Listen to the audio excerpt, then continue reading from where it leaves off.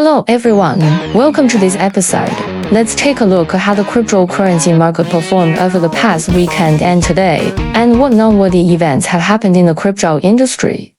This episode is sponsored by CocoCat, and we would like to thank CocoCat for their strong support. Over the weekend, Bitcoin's price remained relatively stable, staying within a normal range. As Monday began, there were no significant drops like those seen last week, with the price maintaining a sideways trend. Ethereum, on the other hand, saw gains over the weekend, driven by a net inflow of $330.9 million into US spot Ethereum ETFs on Friday. This marked the first time in history that daily net inflows into Ethereum ETFs surpassed those of spot Bitcoin ETFs. With Ethereum's rise, the DeFi ecosystem has grown increasingly active. Leading projects such as Uniswap Uni, RVAVE, and Little DAOLD saw gains last week, setting the stage. Over the weekend, Curve and CRV shone brightly, following Ethereum's momentum and climbing from 50 cents to around 75 cents. Ethereum's rebound has also boosted the NFT market. In November, Bitcoin blockchain NFT sales exceeded $185 million, marking the highest level since June of this year. Ethereum blockchain NFT sales surpassed $200 million, the highest since May. CryptoPunks led the NFT market in November, with 30-day sales exceeding $49 million, a 392% month-over-month increase, and 388 sales transactions, up to 113% from October. In addition to CryptoPunks, the Pudgy Penguins collection had an impressive November, with monthly sales soaring to 162%, reaching $16 million in transaction volume.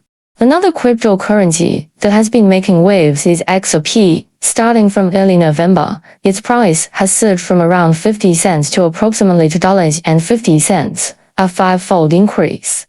Its market capitalization has skyrocketed, surpassing Solana, USDT, and BNB, reaching the third position with a current market cap of $137 billion.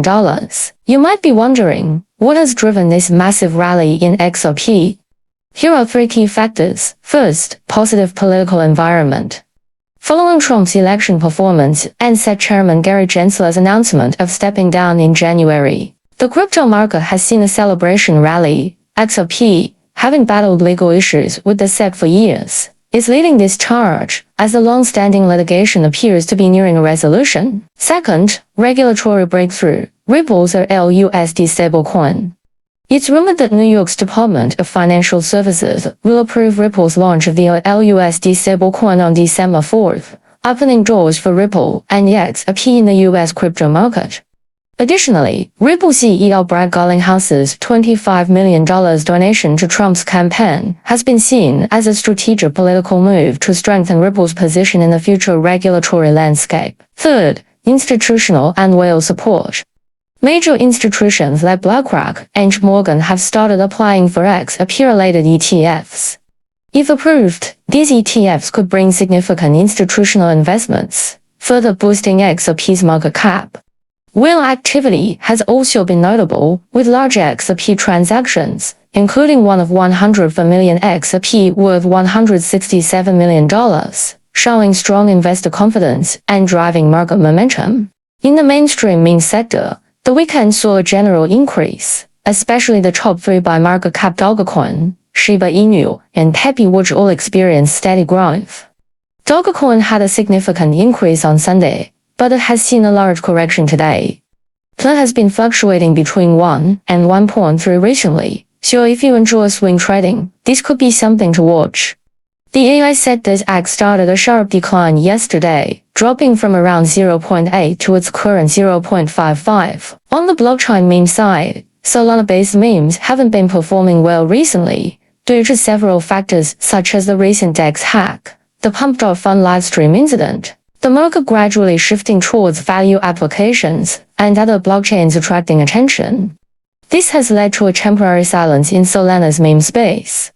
However, it's likely not over, as whenever there's a notable project or event in another sector, Solana usually sees a meme based on that same theme emerge. Now, let's talk about a hot topic in the market recently: the Fed's interest rate cut expectations. On December 5th, Federal Reserve Chairman Jerome Powell will be interviewed at the New York Times Dealbook Summit, and everyone is paying close attention to hear what he has to say about the pace of rate cuts. In fact, the minutes from the last Fed meeting already provided some hints. Officials generally feel that caution is needed when it comes to rate cuts, and that decisions shouldn't be made impulsively. They broadly support a cautious approach to future rate cuts. So, what does the market expect? According to federal funds futures, interest rates could drop from the current 4.5% to 4.75% to around 3.8% by the end of next year. This represents an upward revision of over 100 basis points from the September forecast, suggesting that expectations for rate cuts may have slightly cooled. Speaking of the market, US stocks have been performing strongly, especially the S&P 500 index, which just recorded its largest monthly gain since November 2023. According to LSEG Lipper data, global equity funds have seen inflows for the ninth consecutive week, with $12.19 billion in inflows last week, up 32% from the previous week. In the coming days, several important data points will be released: non-farm payrolls, the October job openings data, and the November ADP employment report. If the labor market shows strong performance, market expectations for a rate cut from the Fed may be tempered.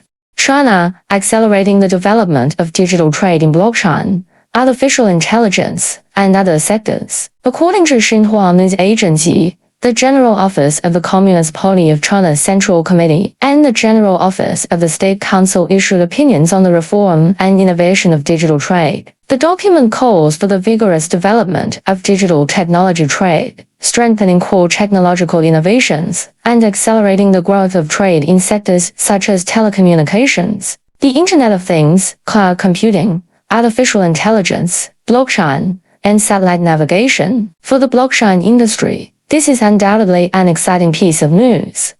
It indicates that at the policy level, there is strong support for the global expansion of digital technologies. In the future, we may see more Chinese companies emerging as key players in international digital trade. On December 2nd, the president of Telos suggested that Trump should consider granting a pardon to CZ, allowing him to return as the CEO of Binance, and help the crypto industry mature and reach its full potential.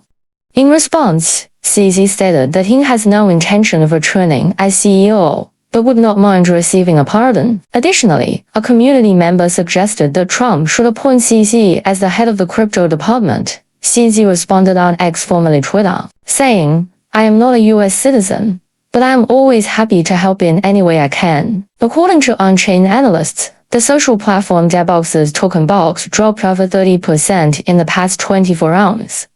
The Debox social.eth address, associated with the project's multi-signature wallet, transferred to 0.98 million box tokens worth approximately $90,000 to a specific address on the early morning of December 2nd. These tokens were then removed from the Uniswap V2 liquidity pool and dispersed into exchanges like BitGet and Gate.io. Currently, the liquidity in the Uniswap V2 pool is only $2,900. With total on-chain liquidity around $10,000. Rumors are circulating online that the project team might be exiting. However, given that the team has completed KYC Know Your Customer, analysts believe the possibility of the project abandoning it is low. Still, the near depletion of liquidity on-chain is concerning. Debox's official response confirmed that the private key of the EOA address used for token buybacks and liquidity deployment was leaked, leading to the theft of 31 ETH and 4.87 million box tokens. However, the incident only involved operational accounts and does not affect platform user assets. That's all for today's content. If you found it helpful, please click subscribe to continue receiving valuable Web3 news and insights from us.